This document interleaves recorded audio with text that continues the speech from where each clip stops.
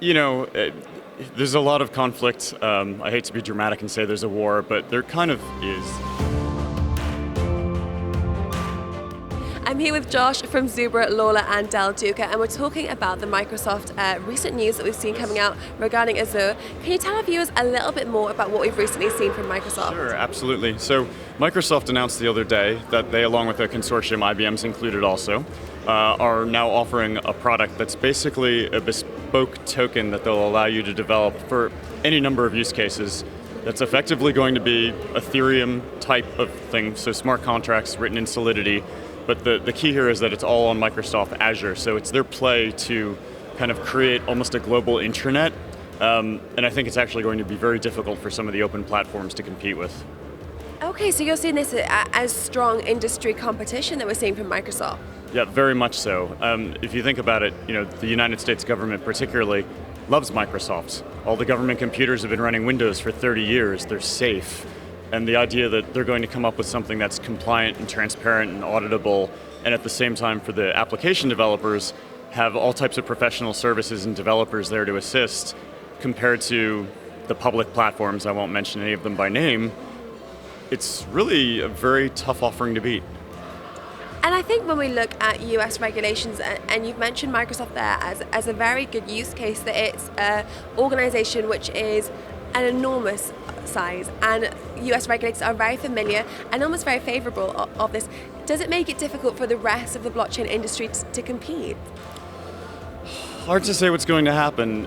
Yes, if let's say you're the original Ethereum platform and you've announced that you were never designed to be able to function at scale, and no matter what happens, it's legacy technology.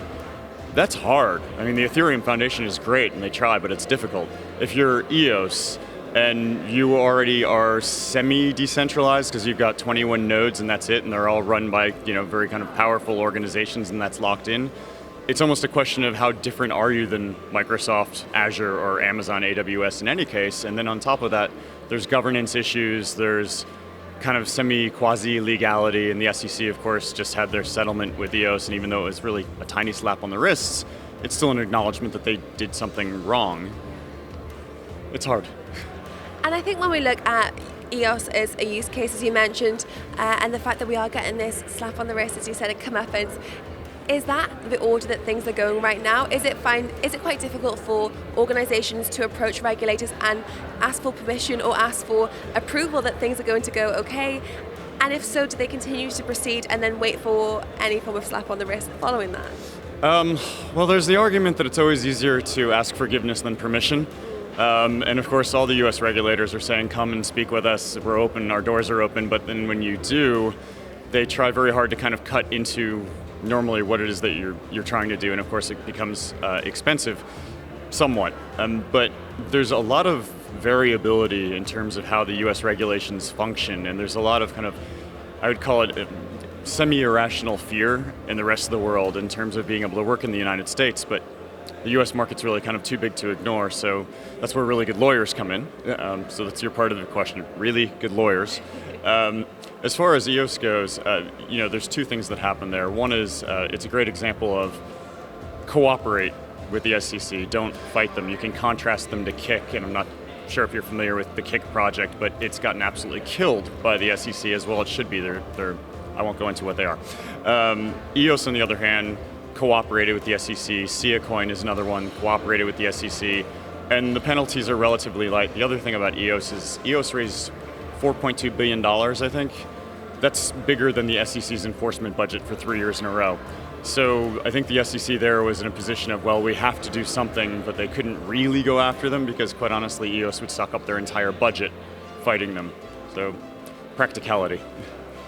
If we look now, just as an overview and just to summarize the conversation, if we look at what we've seen from Microsoft and what we've seen from EOS, and you've also mentioned other organizations there, does it still show that the US is open for blockchain business, that the SEC and regulators are still looking to work with them, and that things are moving forward?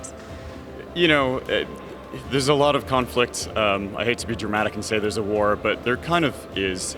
There's legislation in Congress in the US called the Token Taxonomy Act, which I'll give a shout out because it would be phenomenal.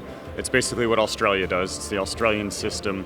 And it would take everything other than the financial products, the true financial products, out of the hands of the SEC and put it squarely in the CFTC if it's a commodity, or the FTC if it's more of a consumer good, frankly. So the moral of the story on those is the rule becomes don't commit fraud. And that's the right rule. The right rule is don't commit fraud. The securities aspect of utility tokens is the tail wagging the dog.